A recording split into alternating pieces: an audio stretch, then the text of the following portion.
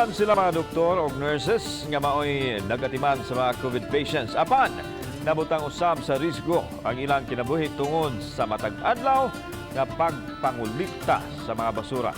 Ano ang RTV Presents ni Luan May Rudina. Dinhi sa Material Recovery Facility sa Dakbayan sa Lapu-Lapu, gibahig ang mga nakolektang basura aron matarong ang paghipos niini ug dili makahatag og hulga sa kalikupan.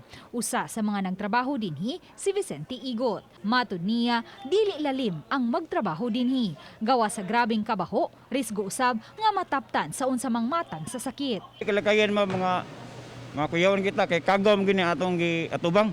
Usa siya sa mga kawani sa MRF nga may responde sa barangay Babag human mabantayi ang gilabay nga mga ginamit nga mga syringe, test tubes ug ubang mga hospital waste. Sila ang nanghipos sa wa pakinidad ang adto sa Pasi kon pollution abatement specialist. Risgo biya in town pod sa mong pamilya pero kay dili man pwede nga di ta man liho kay we are in a garbage collection man.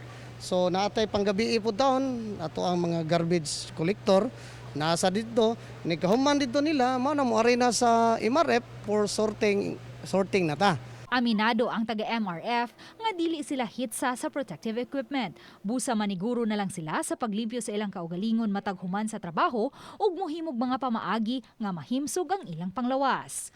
Dili man sila mga doktor o mga nurses nga muatiman sa mga COVID-19 patients, apan sama usab sila sa mga frontliners nga kanunay nagbutang sa risgo sa ilang kinabuhi pinaagi sa pagkolekta sa mga basura aron lang kitang tanan maserbisyuhan.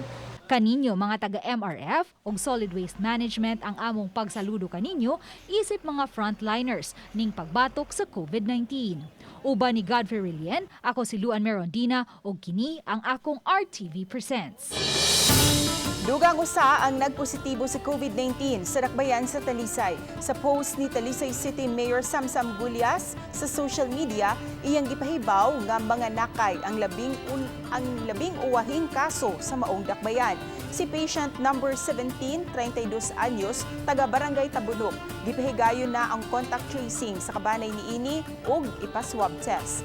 Gibantayan na usab sa kapulisan ang ilang panimay sa maong barangay.